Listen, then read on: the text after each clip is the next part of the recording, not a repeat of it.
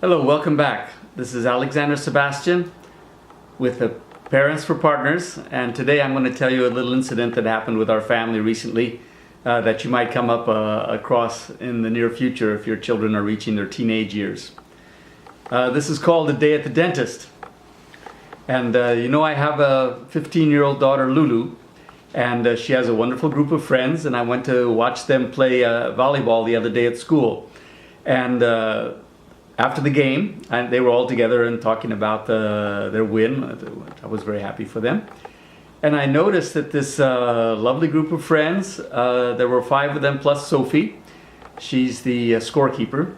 I noticed that 4 of the other girls all had braces.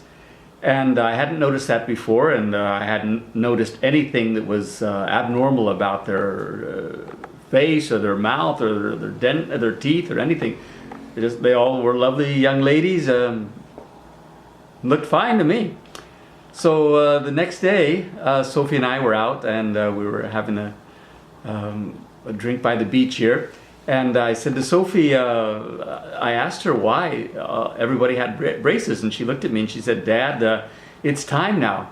And I looked at her and I said, "What do you mean it's time now?" She said, "Well, we're teenagers now, and it's time for us to get our smile." And I had never heard that expression before, time for us to get our smile. I said, "So what do you mean it's time for you to get your smile?" She says, "Well, it's time for us to go to the dentist and get our braces," as if it was a rite of passage that every child goes through now. Now, I live in Korea now, and it's true that a lot of money is spent on children's looks and appearances and clothing and cosmetics, so they look as best as they possibly, as money will buy. But in my culture, we're not quite used to that. So anyway, I said, "So how do you feel about your teeth?" And I took the plastic stir that came with my coffee, and I said, asked my daughter Lulu to hold still, and I tried to slide this plastic stir between her upper set of teeth and her lower one, and there was a little bit of space. It did disappear a little bit behind there. And I said, "Yeah, you do have a little bit of an overbite." Lulu did suck her fingers for a long time when she was a child, up until about 5 years old. And I said, "So do you feel comfortable about it? Do you want to do something about it?" And she said, "Yeah, I wouldn't mind going in and seeing the orthodontist." I said, "Okay." She said, "Well, all my friends go to a place called Alabama Smile." Okay, so we'll go to Alabama Smile. So I called up, made an appointment, met Sophie at the subway after school, and we found the top floor of this building downtown, Alabama Smile. We opened the doors, walked into a wonderful, quiet, fluffy atmosphere of cleanliness and soft music and beautiful ladies and beautiful people with beautiful photos of wonderful smiles lining the walls. So I went up to the counter and said, "Yes, I have an appointment." And they said, "Well, first you have to do an interview first." I said, "Interview?" "Yes." She said, "We interview all our clients before we take them in as patients. So please step over here." Okay, so I went for the interview. And they asked about my job and where we were from, of course, and did we have insurance? That was an important point. And how long did we think we would be in Korea? And and then there was a little bit of information on Sophie's dental history. And then they told me, okay, this usually takes about 2 years and will cost about $6,000 US dollars. So I said, okay, we'll take a look at this. What's the next step? And she said, well, we can take Sophie in right now and do some photos of her mouth, and you can step over to the counter and fill out the forms and make a first payment. Okay, so that's what we did.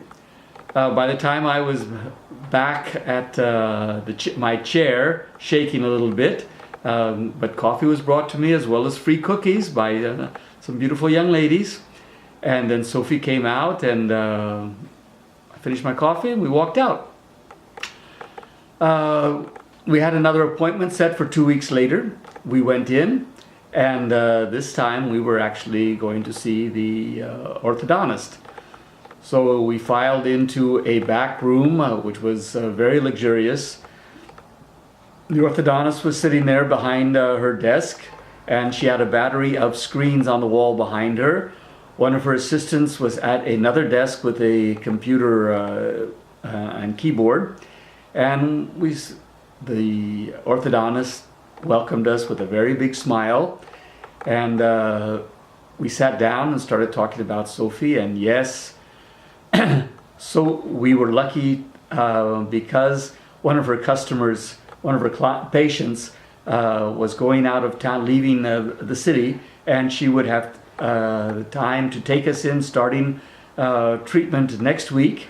And she wanted to show us what she was going to do. And so immediately on the screen behind her popped up several images of Lulu with her mouth in all sorts of contortion and also smiling. So the orthodontist was very proud of herself and kept smiling and looking at us. And then I saw her smile turn to a frown as she started pointing to Lulu's smile. And she said, everything is fine except, do you see this? And I looked at Sophie's smile. It looked like my mother's beautiful smile transfixed onto Sophie, and I was very pleased to see it. And she said that, and then a wrinkle appeared in the orthodontist's forehead, and the smile turned into a frown. And she said, well, this won't do. And my wife and I looked at the photo. I had taken my wife this time as backup because I'm putty in the hands of beautiful young ladies. So I thought if I had my wife, I might have a little bit more backbone. So we looked at the photos, and yeah, so the smile, what about it? And she says, don't you see it? And we said, yeah, nice smile. What are we supposed to be looking at? She said, these dark tunnels. So I looked at my wife, and we looked a little more intensely at the photos, and dark tunnels, where are they? We're looking at her teeth, they seem fine. She said, no, here on the left and the right side of her teeth. Don't you see this space? There's not supposed to be space there. Her teeth are supposed to fill her mouth until she gets a wide, beautiful smile. And I looked up at the orthodontist, and I realized what was a bit disconcerting about her. Her mouth was full of beautiful, white, shining teeth from sea to shining side, and it was like looking at a flat bed truck coming down a road, flashing its lights when she smiled, but it didn't look natural. And so then I started becoming a little bit nervous, and I looked at my wife, and my wife looked at me, and the orthodontist could see that we were not comfortable, and she said, oh, don't worry, we can fix this, as if she needed fixing. And she said, it'll take, as I said, about 2 years, and we have a payment plan, but I see you have insurance, and if it's not covered by the insurance, we can make arrangements. So, and you can start next week. So, thank you very much. If you'd like to step outside and go to the desk and sign up for the care.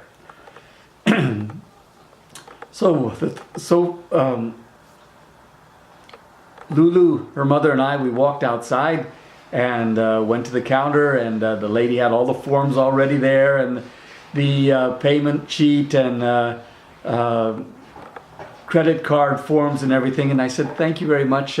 We're going to think about this. So we took what dignity we could get, and we walked out of the beautiful world and went downstairs and got outside. And we all looked at each other, and we breathed a very deep sigh of relief, and we looked at Sophie's beautiful smile, and we just sort of laughed. And I asked, are we done there? And everybody sort of said, yeah, we're done there. I said, okay, I think there's an ice cream shop across the street. Let's go over and get some. And we went over there, and we had a big laugh about that. And we had some wonderful tooth decaying ice cream. And Lulu's going to keep her beautiful smile, and I think we all feel relieved. We feel the economic relief, but mostly we're going to keep our Lulu and her beautiful smile that reminds me so much of my mother. So that was our incident. You have to be careful. There's a lot of pressure on these kids to follow the trend, and we're lucky with our kids that they're pretty happy who they are and pretty understanding, and yeah. So that was our experience that I'm sharing with you today. I hope you enjoyed it. This is Alexander Sebastian signing off as Parents as Partners, and looking forward for you joining us next time. Thank you. Bye-bye.